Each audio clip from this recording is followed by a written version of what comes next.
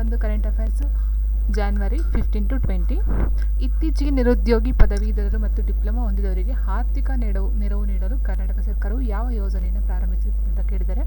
So ಇಲ್ಲಿ ನೋಡಿ, first ಯುವ ನಿಧಿ ಯೋಜನೆ ಅಂತಕ್ಕಂಥದ್ದು ಆನ್ಸರ್ ಆಗಿರುತ್ತೆ. ನಾವು ಏನಂತ ಹೇಳ್ತೀವಿ, ಮುಖ್ಯಮಂತ್ರಿಯವರು 5 ಗ್ಯಾರಂಟಿಗಳನ್ನು ಪಾಸ್ ಮಾಡಿದರು. ಸೊ ಅದರ 4 ಗ್ಯಾರಂಟಿ ಆಲ್ರೆಡಿ ಜಾರಿಗೆ ತಂದಿದ್ರು. ಈಗ 2024ರಲ್ಲಿ ಯುವ ನಿಧಿ ಯೋಜನೆ ಅಂತಕ್ಕಂಥ ಒಂದು ಯೋಜನೆಯನ್ನು ಜಾರಿಗೆ ತರ್ತಾರೆ. ಇದರ ಒಂದು ವಿಷಯ ಅಂತ ನಿರುದ್ಯೋಗಿ ಪದವೀಧರರು ಮತ್ತು ಡಿಪ್ಲೊಮಾದಾರರಿಗೆ 2 ವರ್ಷಗಳ ಕಾಲ ಆರ್ಥಿಕ ನೆರವನ್ನು ನೀಡುವಂಥ ಒಂದು ಯೋಜನೆ ಆಗಿರುತ್ತೆ. ಇದನ್ನು ಉದ್ಘಾಟನೆ ಮಾಡಿದರು ಮುಖ್ಯಮಂತ್ರಿ ಸಿದ್ದರಾಮಯ್ಯನವರು. ಇದರ ಒಂದು ಕಾರಣ ಏನಂದರೆ, ಸ್ವಾಮಿ ವಿವೇಕಾನಂದರ ಜನ್ಮದಿನವಾದ ಅಂಗವಾಗಿ ಶಿವಮೊಗ್ಗದಲ್ಲಿ ನಡೆದ ಕಾರ್ಯಕ್ರಮದಲ್ಲಿ ವಿವಿಧ ಜಿಲ್ಲೆಗಳ ಫಲಾನುಭವಿಗಳಿಗೆ ಮುಖ್ಯಮಂತ್ರಿ ಹಾಗೂ ಸಚಿವರು ಸಾಂಕೇತಿಕ ಚೆಕ್ಕನ್ನು ವಿತರಣೆಯನ್ನು ಮಾಡ್ತಾರೆ. ಯಾವತ್ತಂತ ಹೇಳಿದರೆ, ಸ್ವಾಮಿ ವಿವೇಕಾನಂದರ ಜನ್ಮದಿನದ ದಿನದಲ್ಲಿ. ಸೊ ಇದಿಷ್ಟು ಈ ಒಂದು ಯುವ ನಿಧಿ ಯೋಜನೆ. ಸೊ ಇದರಲ್ಲಿ ಪದವೀಧರರಿಗೆ ಮಾಸಿಕ 3,000 ಮತ್ತು ಡಿಪ್ಲೊಮಾವನ್ನು ಮಾಡಿದವ್ರಿಗೆ 1,500 ರೂಪಾಯಿಯನ್ನು ಕೊಡಲಾಗುತ್ತದೆ. ಇನ್ನು ನೆಕ್ಸ್ಟ್ ಕ್ವಶನ್, ಇತ್ತೀಚೆಗೆ ಭಾರತದ ಯಾವ ನಗರದಲ್ಲಿ ಅಂತಾರಾಷ್ಟ್ರೀಯ ಒಂಟೆ ಉತ್ಸವವನ್ನು ಪ್ರಾರಂಭಿಸಲಾಯಿತು ಅಂತ ಕೇಳಿದ್ದಾರೆ. ಸೊ ಇತ್ತೀಚೆಗೆ ಭಾರತದ ಯಾವ ನಗರದಲ್ಲಿ ಒಂಟೆ ಉತ್ಸವ, ಒಂಟೆ ಅಂತಕ್ಕಂಥದ್ದು ಫೇಮಸ್ ಆಗಿರ್ತಕ್ಕಂಥದ್ದು ರಾಜಸ್ಥಾನ. ಸೊ ರಾಜಸ್ಥಾನದ ಬಿಕೇನಾರ್ ಅಂತಕ್ಕಂಥ ಒಂದು ಇದರಲ್ಲಿ ಈ ಒಂದು ಉತ್ಸವವನ್ನು ಪ್ರಾರಂಭಿಸ್ತಾರೆ. ಸೊ ಇದು ರಾಜಸ್ಥಾನದ ಬಿಕೇನಾರ್ ಜಿಲ್ಲೆಯಲ್ಲಿ ಅಂತಾರಾಷ್ಟ್ರೀಯ ಒಂಟೆ ಉತ್ಸವವು ರಾಂಪುರಿಯ ಹವೇಲಿಯಿಂದ ರೋಮಾಂಚಕ ಪರಂಪರೆ ನಡಿಗೆಯೊಂದನ್ನು ಪ್ರಾರಂಭಿಸ್ತಾರೆ. ಇನ್ನು ನೆಕ್ಸ್ಟು 3ನೇ ಕ್ವಶನ್ ಬಂದು, ಕುಂಭಮೇಳದ ನಂತರ ಭಾರತದ 2ನೇ ಅತಿ ದೊಡ್ಡ ಜಾತ್ರೆಯಾದ ಗಂಗಾ ಸಾಗರ್ ಮೇಳವನ್ನು ಭಾರತದ ಯಾವ ರಾಜ್ಯದಲ್ಲಿ ಆಚರಿಸಲಾಗುತ್ತದೆ ಅನ್ನೋದು ಪ್ರಶ್ನೆ ಇದೆ. ಕುಂಭಮೇಳದ ನಂತರ ಭಾರತದ 2ನೇ ಅತಿ ದೊಡ್ಡ, ಸೊ ಅಂದರೆ ಮೊದಲ ದೊಡ್ಡ ಜಾತ್ರೆನೇ ಕುಂಭಮೇಳ, ಅದರ ನಂತರ ಬರ್ತಕ್ಕಂಥದ್ದು ಗಂಗಾ ಸಾಗರ್ ಮೇಳ. ಇದನ್ನು ಯಾವ ರಾಜ್ಯದಲ್ಲಿ ಆಚರಣೆಯನ್ನು ಮಾಡ್ತಾರೆ ಅಂತಂದರೆ ಪಶ್ಚಿಮ ಬಂಗಾಳದಲ್ಲಿ. ಸೊ ಇದು ಜನವರಿ 14 ಅಥವಾ 15ರಂದು ಆಚರಣೆಯನ್ನು ಮಾಡ್ತಾರೆ ಈ ಗಂಗಾ ಸಾಗರ ಜಾತ್ರೆಯನ್ನು. ಇದು ಮಕರ ಸಂಕ್ರಾಂತಿ ದಿನದಂದು ಈ ಜಾತ್ರೆ ನಡೀತದೆ. ಸೊ ಇಲ್ಲಿ ಸುಮಾರು 51 ಲಕ್ಷ ಭಕ್ತರು ಈ ಜಾತ್ರೆಯಲ್ಲಿ ಪಾಲ್ಗೊಳ್ಳೋದ್ರಿಂದ ಮೂಲಕ ಈ ಒಂದು ಅತಿ ದೊಡ್ಡ ಜಾತ್ರೆ ಅಂತ ಹಂಚ್ಕೊಳ್ಳುತ್ತೆ. ಇದು ಬಂದು ಗಂಗಾ ಸಾಗರ ಮೇಳದಲ್ಲಿ ಗಂಗೆಯ ದಡದಲ್ಲಿರುವ ನದಿಯಲ್ಲಿ ಸ್ನಾನ ಮಾಡಿ ನಂತರ ಕಪಿಲ ಮುನಿಯ ದೇವಸ್ಥಾನದಲ್ಲಿ ಪ್ರಾರ್ಥನೆಯನ್ನು ಸಲ್ಲಿಸಲಾಗುತ್ತದೆ ಅಂತಕ್ಕಂಥದ್ದು ಒಂದು ವಿಶೇಷತೆ ಆಗುತ್ತೆ. ನೆಕ್ಸ್ಟ್ 4th ಕ್ವಶನ್ ಬಂದು, ಭಾರತದ ಯಾವ ಬ್ಯಾಂಕು ಹಸಿರು ರೂಪಾಯಿ ಟರ್ಮ್ ಡೆಪಾಸಿಟನ್ನು ಪರಿಚಯಿಸಿದೆ? ಭಾರತದ ಯಾವ ಬ್ಯಾಂಕು ಹಸಿರು ರೂಪಾಯಿ ಟರ್ಮ್ ಡೆಪಾಸಿಟನ್ನು ಪರಿಚಯಿಸಿದೆ?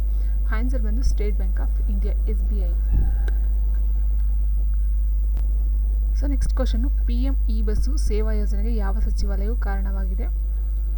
PM ಇ ಬಸ್ಸು ಸೇವಾ ಯೋಜನೆಗೆ ಯಾವ ಸಚಿವಾಲಯವು ಕಾರಣವಾಗಿದೆ ಅಂದರೆ ವಸತಿ ಮತ್ತು ನಗರ ವ್ಯವಹಾರಗಳ ಸಚಿವಾಲಯ. ಸೊ ಅಂದರೆ ಕೇಂದ್ರ ವಸತಿ ಮತ್ತು ನಗರ ವ್ಯವಹಾರಗಳ ಸಚಿವರು PM ಇ ಬಸ್ಸು ಸೇವಾ ಯೋಜನೆಗೆ ಟೆಂಡರನ್ನು ಘೋಷಿಸ್ತಾರೆ. ಅದರ ನಂತರ ಭಾರತದ ನಗರಗಳಾದ್ಯಂತ 10,000 ಇ ಬಸ್ಗಳನ್ನು ನಿಯೋಜಿಸುವ ಗುರಿಯನ್ನು ಹೊಂದಿದೆ. ಸೊ ಅಂದರೆ 10,000 ಬಸ್ಗಳನ್ನು ನಿಯೋಜನೆ ಮಾಡ್ತಕ್ಕಂಥದ್ದು ಈ ಒಂದು ಪಾಯಿಂಟು. ನೆಕ್ಸ್ಟ್ ಮತ್ತು ವಸತಿ ಮತ್ತು ನಗರ ವ್ಯವಹಾರಗಳ ಸಚಿವಾಲಯ ಮಾಡ್ತಕ್ಕಂಥ ಒಂದು ಯೋಜನೆಯಾಗಿದೆ.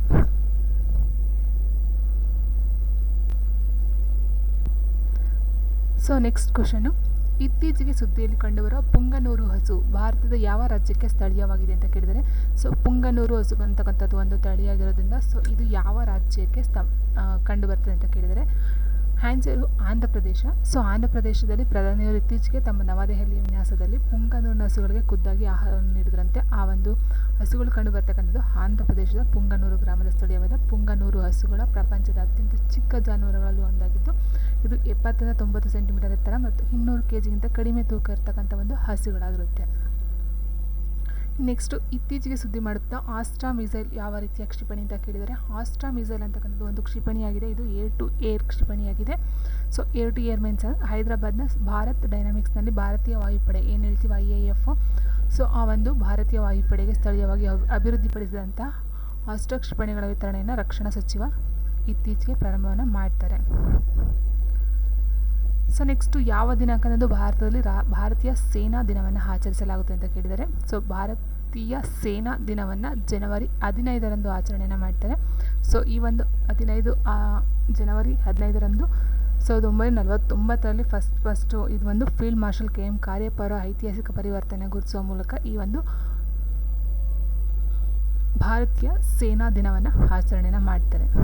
ಸೊ ಇಲ್ಲಿಗೆ 2024ಕ್ಕೆ 76ನೇ ಸೇನಾ ದಿನವಾಗಿ ಇದು ಕಂಡುಬರುತ್ತೆ. ಸೊ 1949ರಲ್ಲಿ ಪ್ರಥಮ ಬಾರಿಗೆ ಈ ಒಂದು ಭಾರತೀಯ ಸೇನಾ ದಿನವನ್ನು ಆಚರಣೆಯನ್ನು ಮಾಡ್ತಾರೆ. ಯಾರೋ ಇದಕ್ಕೆ ಮೂಲ ಕಾರಣ ಅಂದರೆ ಫೀಲ್ಡ್ ಮಾರ್ಷಲ್ KM ಕಾರ್ಯಪ್ಪನವರು. ಅದರ ಜೊತೆಗೆ ಈಗಿನ 2024 ಒಂದು ಧ್ಯೇಯ ಅಂತ ಏನು ಹೇಳಿದ್ರೆ ಸೇವೆ ಮೊದಲ್ ಸ್ವಯಂ ಅಂತಕ್ಕಂಥದ್ದು ಈ ಒಂದು ಭಾರತೀಯ ಸೇನೆಯ ಧ್ಯೇಯವಾಕ್ಯವಾಗಿರುತ್ತದೆ, ಸೇವೆ ಮೊದಲ್ ಸ್ವಯಂ ಅಂತಕ್ಕಂಥದ್ದು.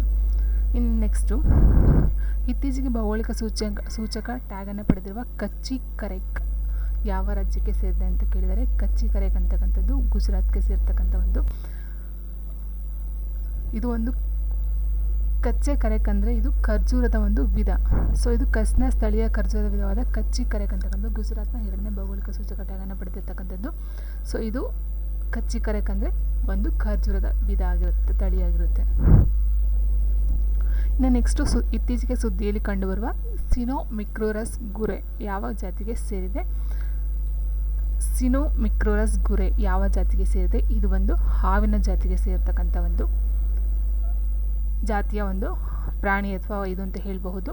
ಸೊ ಇದು ಮಿಜೋರಾಂ ವಿಶ್ವವಿದ್ಯಾಲಯದ ಪ್ರಾಣಿಶಾಸ್ತ್ರ ಸಂಶೋಧಕರು ಹೊಸ ಹವಳದ ಹಾವಿನ ಜಾತಿಯನ್ನು ಗುರುತಿಸಿದ್ದಾರೆ. ಅದಕ್ಕೆ ನಾವು ಸಿನೋಮಿಕ್ರೋರಸ್ ಗುರೆ ಅಂತಕ್ಕಂಥ ಒಂದು ಇದನ್ನು ಹೇಳಿದ್ದಾರೆ.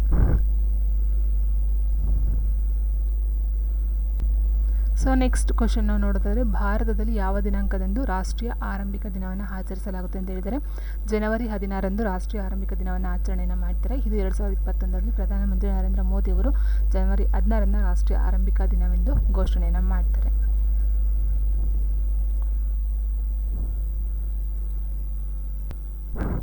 ಸೊ ನೆಕ್ಸ್ಟ್ ಕ್ವಶನ್, ಸುದ್ದಿಯಲ್ಲಿರುವ ಇತ್ತೀಚೆಗೆ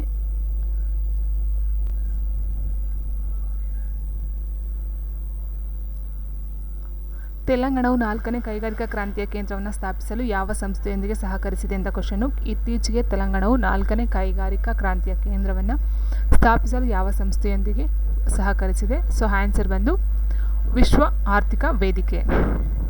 ನೆಕ್ಸ್ಟು, ಯಾವ ಸಂಸ್ಥೆಯು ಇತ್ತೀಚೆಗೆ ಜಪಾನೀಸ್ ಯೆನ್ ಡಿನೋಮಿನೇಟೆಡ್ ಗ್ರೀನ್ ಬಾಂಡ್ಗಳನ್ನು ಬಿಡುಗಡೆಯನ್ನು ಮಾಡಿದೆ? REC ಲಿಮಿಟೆಡ್ ಅಂತಕ್ಕಂಥದ್ದು ಜಪಾನೀಸ್ ಯೆನ್ ಡಿನೋಮಿನೇಟೆಡ್ ಗ್ರೀನ್ ಬಾಂಡ್ಗಳನ್ನು ಬಿಡುಗಡೆಯನ್ನು ಮಾಡಿದೆ. ನೆಕ್ಸ್ಟ್, ಇತ್ತೀಚೆಗೆ 2022ರ ಭಾರತೀಯ ಸ್ಟಾರ್ಟಪ್ ಪರಿಸರ ವ್ಯವಸ್ಥೆ ಶ್ರೇಯಾಂಕದಲ್ಲಿ ಯಾವ ರಾಜ್ಯ ಅತ್ಯುತ್ತಮ ಪ್ರದರ್ಶನಕಾರ ಎಂದು ಸ್ಥಾನವನ್ನು ಪಡೆದಿದೆ? 2022ರ ಭಾರತೀಯ ಸ್ಟಾರ್ಟಪ್ ಪರಿಸರ ವ್ಯವಸ್ಥೆ ಶ್ರೇಯಾಂಕದಲ್ಲಿ ಯಾವ ರಾಜ್ಯವು ಅತ್ಯುತ್ತಮ ಪ್ರದರ್ಶನಕಾರ ಎಂದು ಸ್ಥಾನವನ್ನು ಪಡೆದುಕೊಂಡಿದೆ? ತಮಿಳುನಾಡು. ಸೊ ತಮಿಳುನಾಡು ಫಸ್ಟ್ ಒಂದು ಸ್ಥಾನವನ್ನು ಅಥವಾ ಅತ್ಯಂತ ಉತ್ತಮವಾದ ಪ್ರದರ್ಶನಕಾರ ಅಂತಕ್ಕಂಥ ಒಂದು ಸ್ಥಾನವನ್ನು ಪಡ್ಕೊಂಡಿರುತ್ತೆ. ಸೊ ನೆಕ್ಸ್ಟ್ ಕ್ವಶನು, ಇತ್ತೀಚೆಗೆ ಯಾವ ರಾಜ್ಯವು ಮಹತಾರಿ ವಂದನಾ ಯೋಜನೆಯನ್ನು ಪ್ರಾರಂಭಿಸಿದೆ ಅಂತ ಕೇಳಿದರೆ, ಮಧ್ಯಪ್ರದೇಶದ ಯಶಸ್ವಿ ಹಾರ್ದಿಕ್ ಸರ್ಕಾರಿ ಲಾಡ್ಲಿ ಬಹನ ಯೋಜನೆಯಿಂದ ಪ್ರೇರಿತವಾದಂತಹ ಮಹತಾರಿ ವಂದನಾ ಯೋಜನೆ 2024ನ ಛತ್ತೀಸ್ಗಢ ಇತ್ತೀಚೆಗೆ ಪ್ರಾರಂಭವನ್ನು ಮಾಡಿದೆ.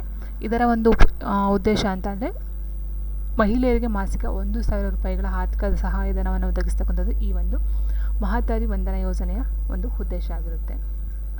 ಛತ್ತೀಸ್ಗಢದಲ್ಲಿ ಮಾಡ್ತಕ್ಕಂಥ ಒಂದು ಯೋಜನೆ. ಸೊ ನೆಕ್ಸ್ಟು, ಯಾವ ಸಂಸ್ಥೆಯು ಮೀನುಗಾರರಿಗೆ 2ನೇ ತಲೆಮಾರಿನ ತೊಂದರೆ ಎಚ್ಚರಿಕೆ ಟ್ರಾನ್ಸ್ಮಿಟರನ್ನು ಅಭಿವೃದ್ಧಿಪಡಿಸಿದೆ? Answer ISRO.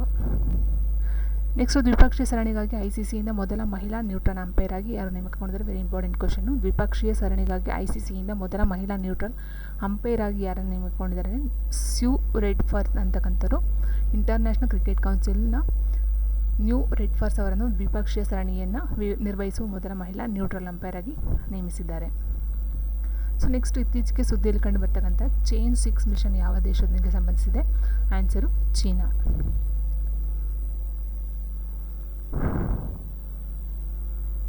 Okay friends, video ಇಷ್ಟ ಲೈಕ್ ಮಾಡಿ, ಶೇರ್ ಮಾಡಿ, ಕಮೆಂಟ್ ಮಾಡಿ ಅಂತ ಹೇಳ್ತಾ, ಯಾರ್ಯಾರು ದಯವಿಟ್ಟು ಚಾನಲ್ನ ಸಬ್ಸ್ಕ್ರೈಬ್ ಮಾಡಿ ಅಂತ ಹೇಳ್ತಾ, ಥ್ಯಾಂಕ್ ಯು ಫಾರ್ ವಾಚಿಂಗ್.